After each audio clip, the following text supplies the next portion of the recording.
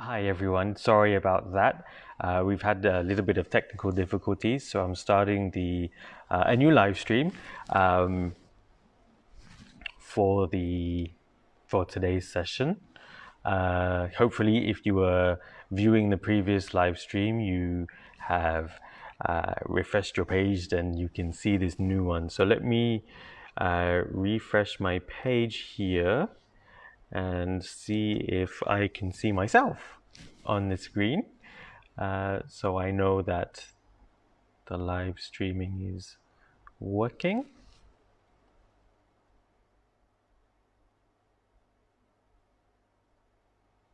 And I still can't see myself, but I think we are still, well, yeah, we're still live. Okay, so number 18 again, I'll just recap number 18 is that the Buddha has well-rounded shoulders.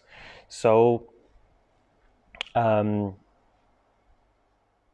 normal humans, because we have two shoulder blades, we have a dent in the middle of our backs where the because our shoulder blades don't like touch each other, so we do have a little crease in our backs. So this is something that the Buddha doesn't have, okay, because his shoulders are rounded all the way, basically. So the cause for this is basically that the Buddha upheld his precepts and provided refuge from fear.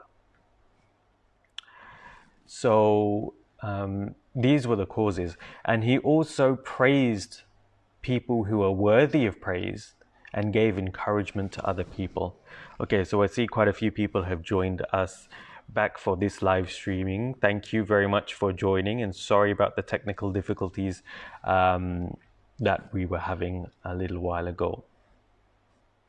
So what does this actually teach us to do? Basically, if we have taken any vows or any precepts, if we have made any commitments, we should always be mindful of that, and we should always strive to do it. So once again, I'm going to talk about taking refuge and going back to the refuge vows, but this is something that is very important for any Buddhist. And it's something that we all overlook usually in daily life. But if we have taken refuge, or even if you haven't taken refuge, you can still live by the refuge vows. And if you do live by them, it is something that is transformational in that you will actually see a difference in how you operate in the world and how you interact with other people. And this is something that is very beneficial. It's raining here in Kechara at the moment, so the rain's on and off, and sometimes it's quite loud. So if you can't hear me, just message on the thread, okay? Just leave a comment. And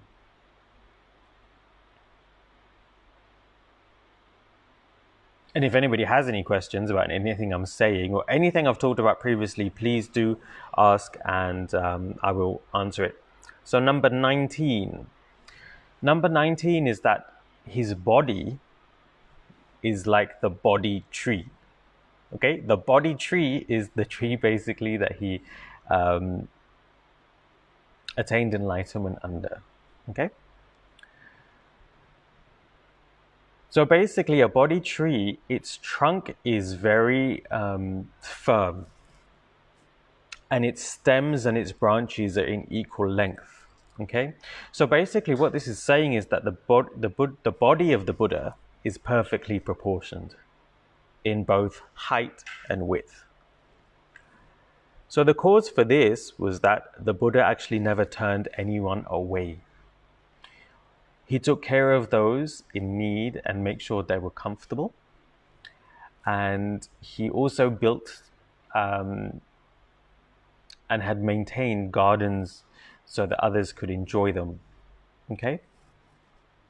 And one of the reasons, I remember when I was doing this, going over this article before, I actually thought to myself, but the Buddha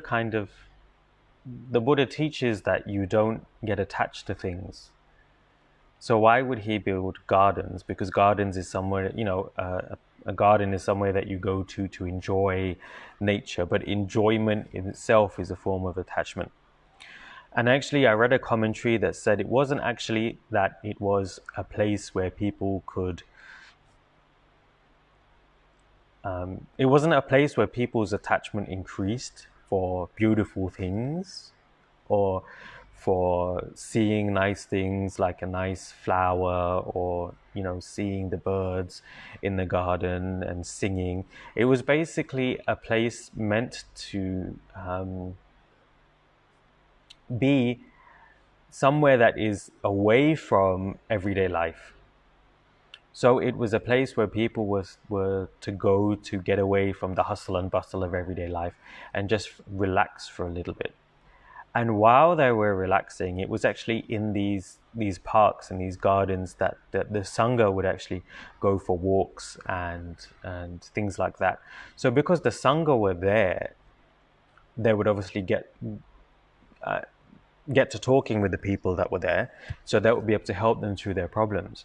And this is the reason why the Buddha built or had these places built and maintained, these gardens, was that so people could get away and find solace and find the key to overcoming their problems. And if you think about it, this is exactly what Rinpoche did when Sam Rinpoche did when he built Kechara Forest Retreat. Because for most people who have jobs and families, they're working in a secular environment, but they also do need spiritual nourishment. Now, you could just go to a temple in the city and then get the Dharma from there, or get help or whatever you need, spiritually speaking, from that temple.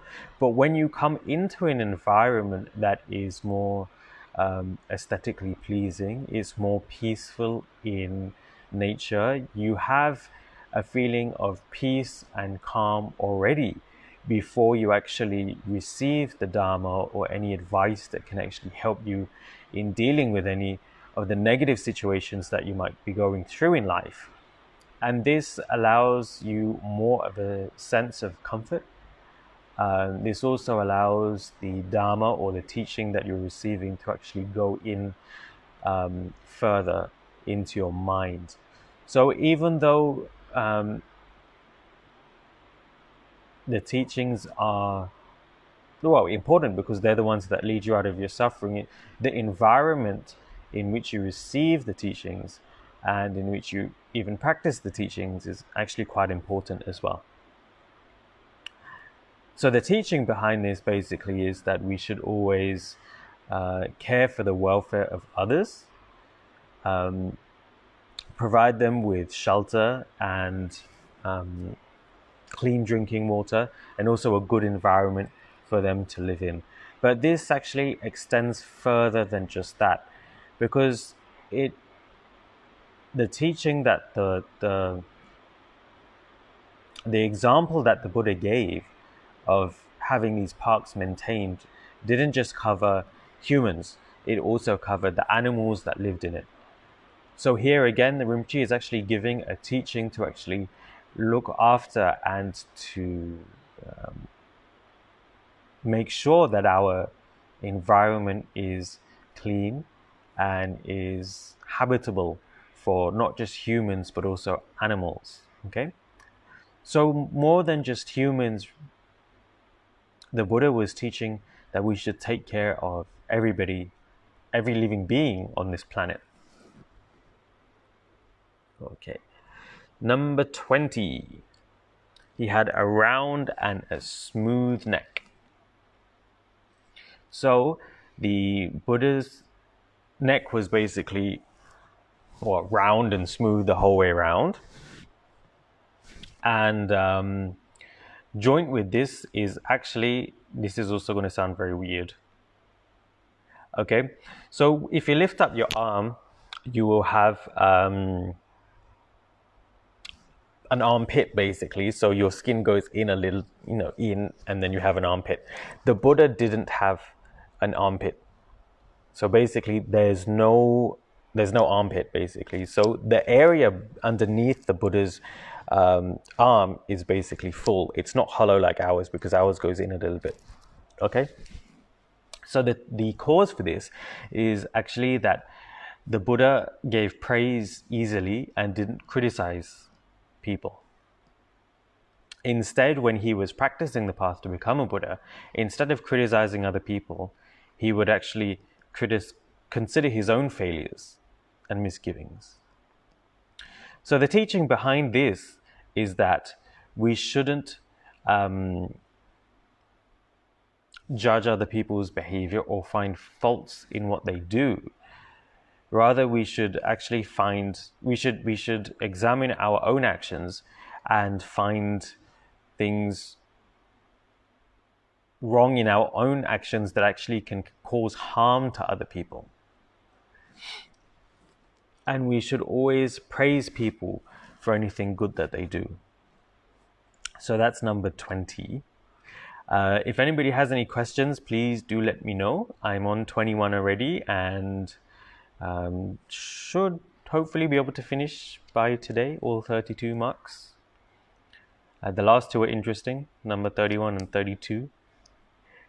So number 21 is that he had a perfect sense of taste.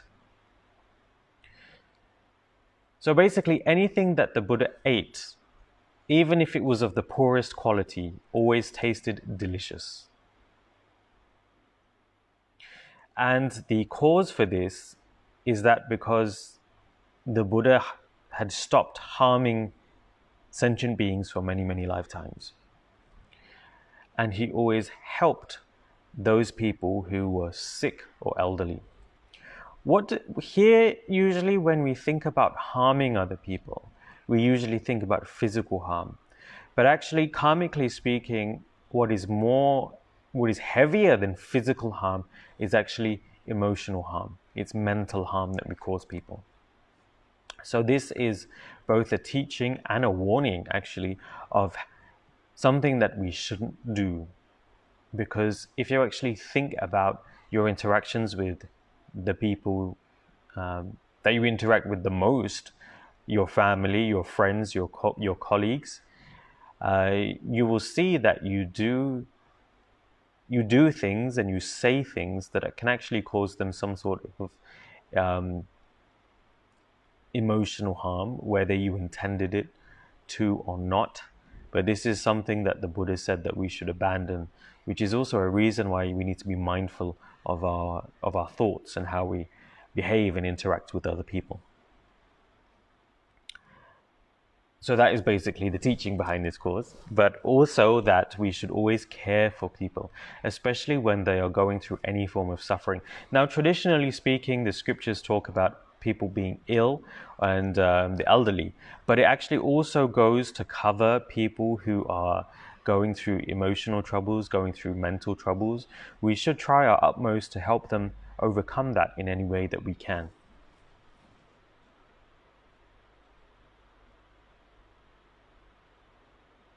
Number 22.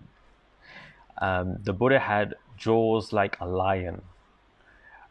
So they are very firm, very, very firm jaws, and his cheeks were quite rounded. And the cause for this is basically that he gave up gossiping and he gave up idle chatter. And in addition to that, it is because he always inspired people with his words, with what he spoke of, how he spoke. He was an inspiring figure, and he never despised anyone, especially through his speech. So obviously the teaching here is that we shouldn't engage in things like idle chatter and gossip. And again, this is one of the refuge vows that people take, is not to engage in gossiping and not to engage in idle chatter. The rain's getting a bit heavier, so if you do have problems hearing, please do comment.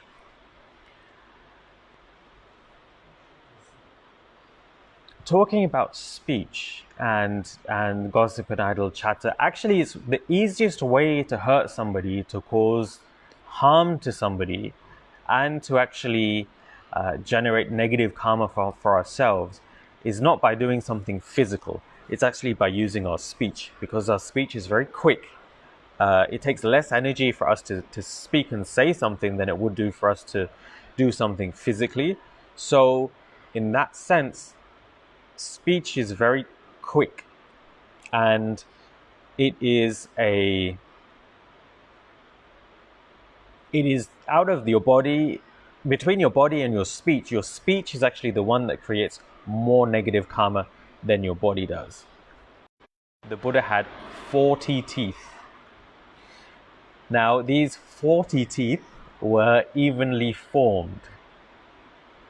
So normal people only have 32 teeth, I think, most grown adults. And they're not permanent. They change as you're growing up. Your teeth fall out, your baby teeth fall out, and then you get your adult teeth. Okay?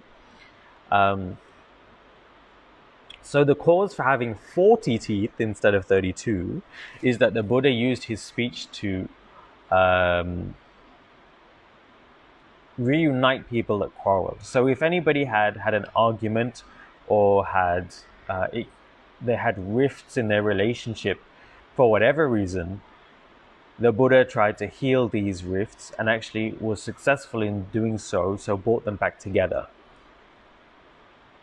On the flip side of this, again, here we go back to the 10 non-virtues, the Buddha didn't engage in divisive speech. So what is divisive speech? Divisive speech is your speech that breaks people apart, that creates breaks in people's relationships, that harms other people's relationships.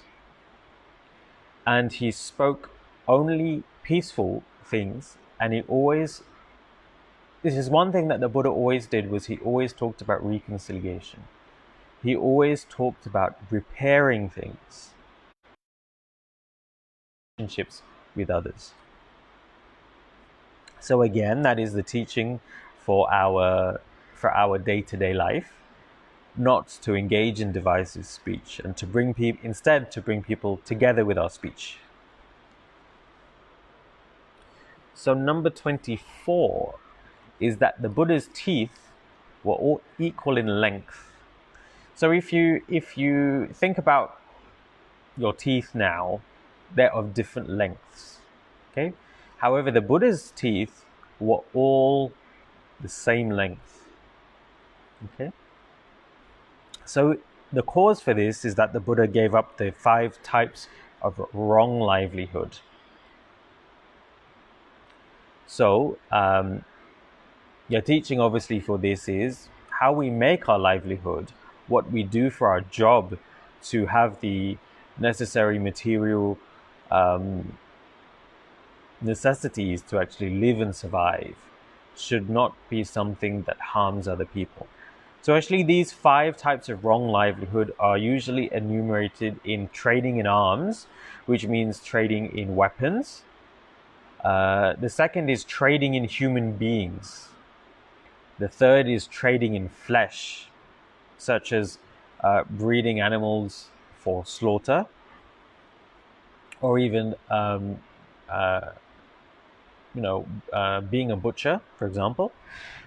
The fourth is trading in alcohol. The reason why alcohol is called considered a wrong livelihood is because when you trade in alcohol, people tend to use alcohol a lot to kind of try and escape from reality, because it can give them a sense of because when you're intoxicated, you feel different than you would normally. So people may become attached to this feeling of intoxication. That's number 1. 2 is that obviously Buddhism always deals with having a clear mind, which is in which that you're always in control of your mind. Because when you're not in control of your mind, you're under the control of karma and your delusions. So when you're not in control of your mind, this always leads you to create more karma for yourself. So this is the reason why not just alcohol, but even drugs, anything that is intoxicating, is considered a wrong livelihood. And the 5th wrong livelihood is trading in poison. Okay.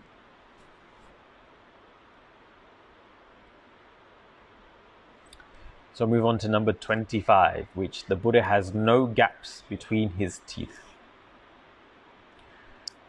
So the cause for this was basically speaking the truth for 3 countless aeons. So the teaching behind this is that we should always be mindful of how we speak, and we should always avoid harming others through our speech. So number 6 is that the Buddha's teeth were brilliant white. So it is said that in some scriptures it is said that when Ananda was walking behind the Buddha, he could tell when the Buddha was smiling, even though he was walking behind the Buddha. Obviously, he couldn't see Buddha's face because he's walking behind.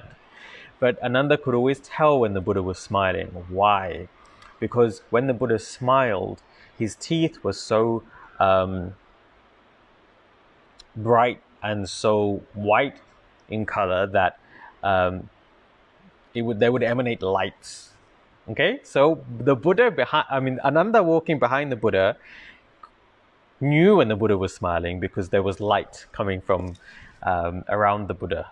Okay, because he was smiling, because he had pearly white teeth.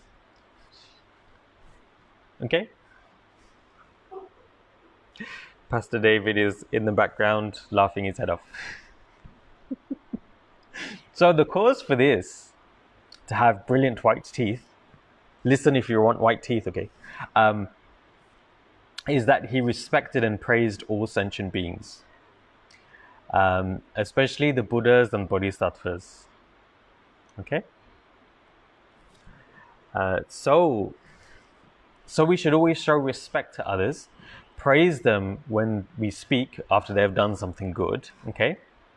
And we should always make verbal prostrations to the enlightened beings. So what does verbal prostrations actually mean? It means when we do our prayers and everything, things like that, when we recite, I bow down to the Buddha, or I take refuge in the Buddha, that is a verbal prostration.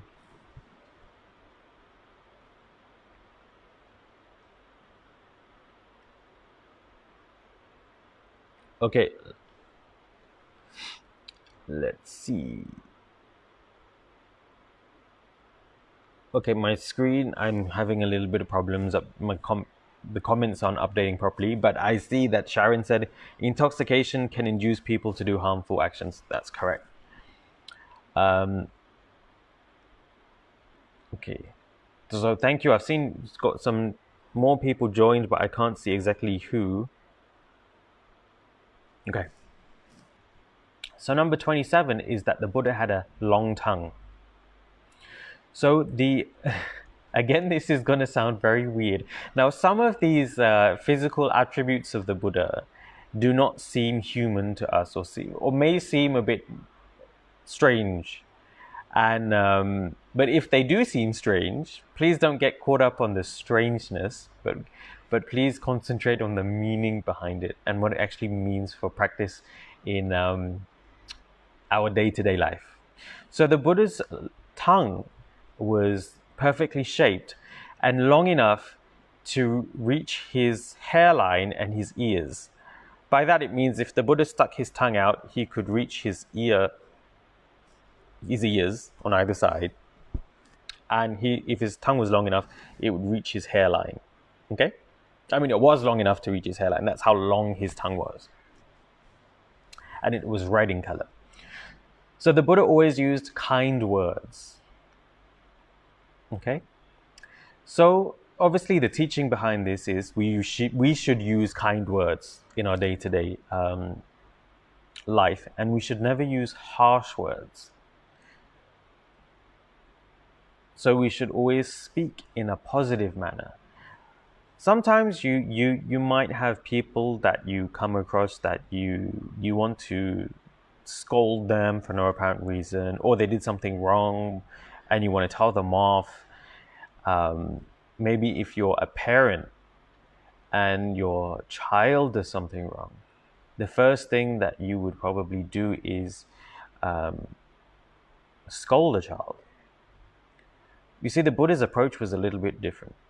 The Buddha would actually use kind words, He wouldn't use harsh words to try and make people understand the faults of what they did and how it would bring them harm.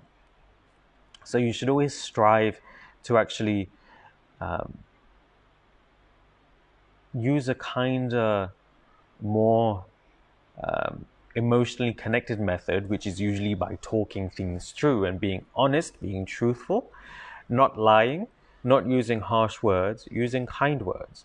You will actually find that with most people, if you are trying to tell them something, if you actually sit down and talk with them and have a what we usually call a heart-to-heart conversation, okay, the relationship between the two of you actually increase, and the other person will hear your side of the story in a more clearer way.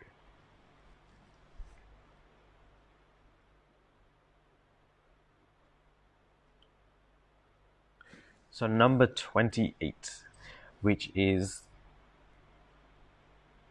the Buddha had the voice with the qualities of Brahma. Now, Brahma is one of the gods, and he is one of the highest gods, in fact. And Brahma is said to have a voice which is very deep, which is very clear, and which is very melodious. So if you were to hear him speaking, it would be like he was singing a song. Okay? And sometimes when you listen to music or when you hear a person speak, they speak in such a way that, or the music is in such a way that it just brings you peace. You just feel like, wow. It just gives you that feeling. That's the kind of voice that Brahma has. And it's also said that if you hear the voice of Brahma, all of your problems are temporarily relieved. So anything you're going through is temporarily relieved. It's like that feeling that you get when you listen to a really good piece of music. You just kind of forget about all your troubles and all your worries, and you're kind of engrossed in the music. But then after the music ends, it kind of comes back. Okay, so if you heard the voice of Brahma, this is what it would be like. So his voice is said to have 5 distinguishing features. Okay, all beings can understand it regardless of language. So if he's saying something, no matter what language you speak, you'd be able to understand him. Okay. The second is that the words from the Buddha's lips all have the same articulation, which means that the Buddha's mouth moves in such a way that all the words, the way his lips move, it's all the same. So the Buddha's words are deeply profound and they bring benefit to the listeners. So anything that the Buddha says using his speech always benefits somebody. Always benefits the people who hear him speak. So again, number 4 is that the voice is melodious. So when he speaks, you can't help but want to listen to it. Okay? And the Buddha's words are in proper order and they always flow. Unlike mine, I'm usually stuttering and sometimes I get my words mixed up and things go a bit haywire. The Buddha doesn't have that. When the Buddha speaks, everything comes out perfectly and there's a flow to it. Okay? So the cause for this again was that the Buddha spoke the truth and the Buddha also taught the Dharma to other people. So again, the teaching is we should speak the truth, we should not lie, and we should use our speech to bring benefit to other people. So I'm at number 29 already. Okay, number 29 is that the Buddha had blue eyes. Buddha's eyes were said to be as blue as sapphire. Okay, and it said that the whites of Buddha's eyes were extremely white and extremely clear. So there was no yellowing, there was no discoloration. I'm sure you all know that when when you wake up in the morning, your eyes might be a bit red, or if you've been crying a little bit, your eyes can get red or they can get bloodshot. The Buddha didn't have any of that. It was always white, and the colored part was always a very, very deep, majestic sapphire blue. So the cause for this is that when the Buddha looked at beings, whether they've been human beings or animals or spirits, ghosts, people in the beings in the hell realms or anything, or any being, he always looked on them with love and never looked at people negatively.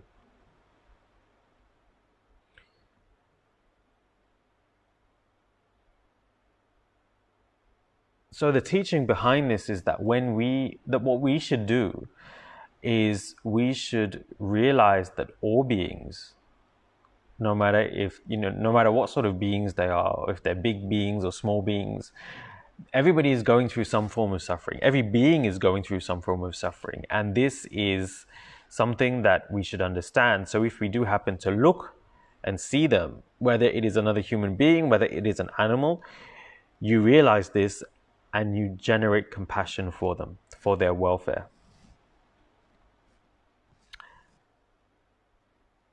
Anybody have any questions so far? Because I'm almost finished with the major marks of the Buddha. I've only got 3 left. So number 30 was that the Buddha had very long eyelashes. So the cause for this is that the Buddha had abandoned or got rid of all of his delusions and his unbalanced attitudes, which basically means that any attitude that would have destabilized his equilibrium. So basically, the teaching for this is we should always strive our hardest to overcome the 3 poisons.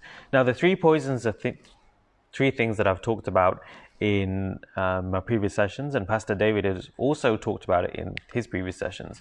So the 3 poisons are ignorance, attachment, and hatred or anger. So these are the 3 things that we should abandon. By abandon, I mean get rid of from within our minds.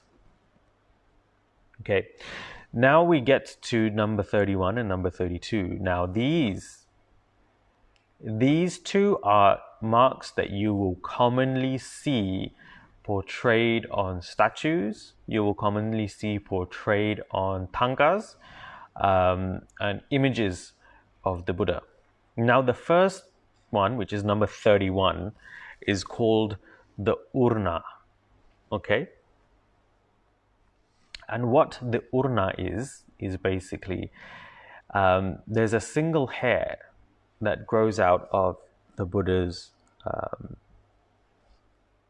forehead in the point between the 2 eyebrows. Okay? So where you would say your third eye is, which is here. It is a single hair that grows out, and it has 6 characteristics. So 1, it is a very smooth hair. It is very soft. It is white in color. Okay, it is 3 cubits in length. It curls from the right to the left and has an upturned tip. So basically, it is a very actually the hair is very long, but it is curled very, very tightly. And it's actually one of the most important marks of a Buddha's body. And it is one of the most important teachings of a Buddha's body as well. And that basically is that we should practice the 6 perfections.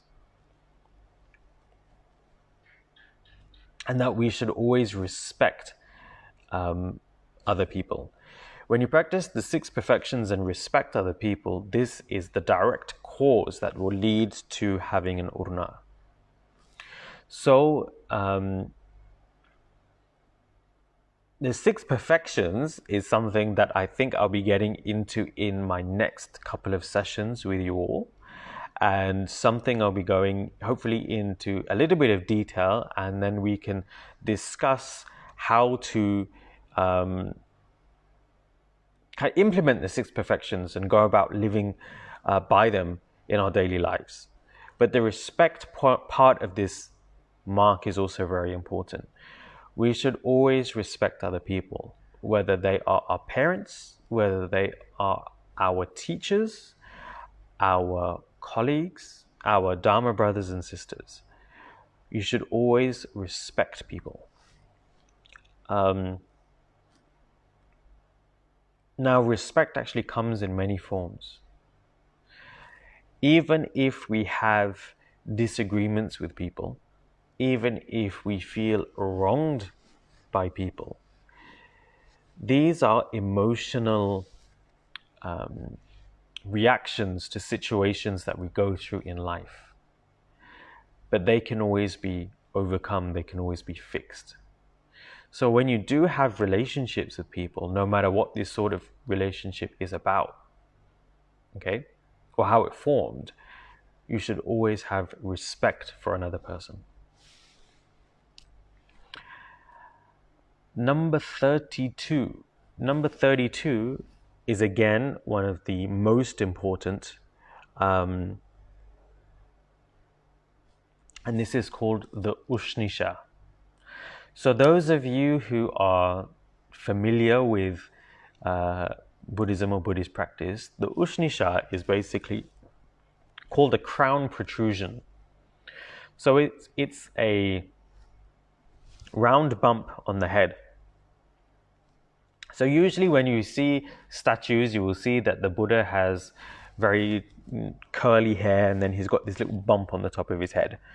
And in some traditions, this, especially the Thai tradition, this Ushnisha is drawn depicted very prominently. But actually, this Ushnisha is basically a little bump. If you were to see it from far away, you would see it as being 4 finger widths tall. So basically like that.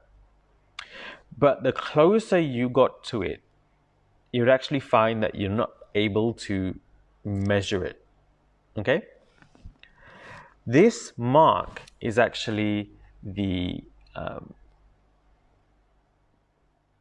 most important mark of the Buddha's body. And it is said that this is the most difficult mark of the Buddha's body to achieve, is the Ushnisha. So the cause for this is basically having guru devotion, of respecting your teachers, respecting what they have taught you, and to one. Second is also to visit holy sites, to go on pilgrimage, and when you're there to make offerings, to make your prayers there. And the reason why this is important, as actually out of all of this you can see it is to do with practitioners who have, such as our teachers, who have studied the Dharma and who have attained some sort of spiritual transformation themselves and then have passed on what they have learned to us. So when you do have devotion to your guru, when you do follow their advice, when you do what they wanted you to do, and what do they want you to do? What is the main thing that they wanted you to do, your gurus? Is for you to transform your own mind, for you to overcome your own suffering, and for you to help other people.